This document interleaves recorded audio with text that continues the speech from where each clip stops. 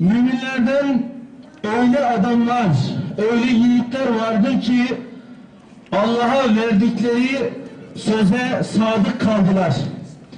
İşlerinden bir kısmı verdikleri sözü yerine getirmiştir ve şehit olmuştur. Bir kısmı da şehit olmayı beklemektedir. Verdikleri sözü asla değiştirmemişlerdir. Cenab-ı Hak Ahzab suresinde 23. ayetinde böyle buyurmuş. Cemaat-i İslami Hareketi'nin genel sekreteri Abdülkadir Molla, Bangladeş'in Kukla hükümeti tarafından idam edilmiştir. Bu idam Allah'a, peygamberine ve ahiret gününe inanan her Müslümanın nezdinde bir şehadettir. Biz Allah'a, peygamberine ve ahiret gününe inanan Müslümanlar olarak öncelikle Şehit Abdülkadir Molla'nın şehadetini tebrik ediyoruz. Yine biz inanıyoruz ki Efendimiz Aleyhisselatü Vesselam Şehit Abdülkadir Molla'nın alnından öpecektir. Ona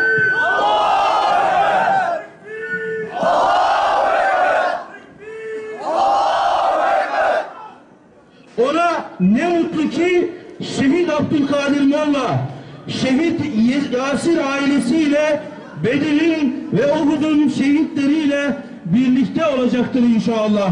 İsrail'in Filistinli Müslümanlara uyguladığı zulmü kendi halkına karşı uygulamaktadır. Bangladeş'in Kukla Başbakanı Bayan Şeyh Hasina Vecid, insan kasabı Ariel Sharon'u aratmamaktadır.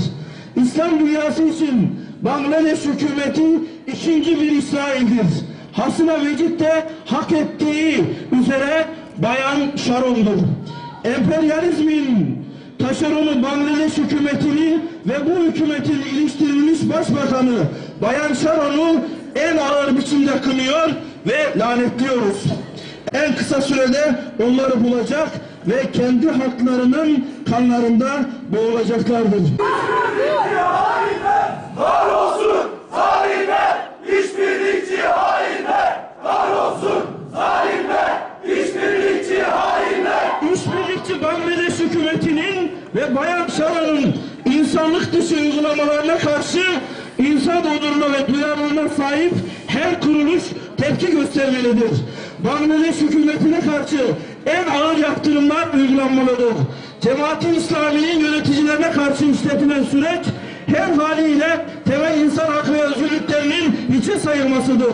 Bu durum bir insanlık suçudur ve Bangladeş hükümetine karşı yaptırım uygulamak insanlığın gereğidir.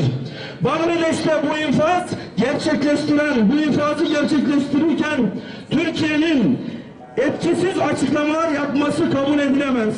Sayın Başbakan'a ve Sayın Dışişleri Bakanı'na düşen bundan sonraki süreçte Bangladeş hükümetine karşı daha net ve sert adımlar atarak ülkemizin ve halkımızın onurunu çiğnetmemeleridir. Avrupa değil, İslam Birliği! Avrupa değil, İslam Birliği! Avrupa değil, İslam Birliği! Bangladeş elçisi pervaneli bir kargo uçağı ile derhal sınır dışına edilmelidir. Her platformda Bangladeş hükümetini yalnız bırakacak adımlar atılmalıdır. Hiçbir zaman şiddet olaylarına karışmamış olan Cemaat-i İslami'nin lider kadrosu tüm İslam ülkelerinde Müslümanlar tarafından yakından tanınmakta ve sevilmekteyken bu insanlara karşı yürütülen kıyıma en sert tepkiler gösterilmelidir. Bizler Anadolu Gençlik Derneği mensupları olarak bu idamı, mahkeme sürecini ve diğer tutuklamaları şiddetle protesto ediyoruz. Bayan Sharon'u ve hükümetini en ağır biçimde tekrar lanetliyoruz. Cemaat-i İslami'nin öncü kadrosu ve mensupları serbest bırakılmadığı müddetçe Bangladeş hükümetini ikinci İsrail olarak nitelendirmeye devam edeceğiz. Bu hükümetin bu şartlarda ülkeyi seçimlere götürmesinde göstermelik bir hamle olduğunu şimdiden tüm dünyaya ilan ediyoruz.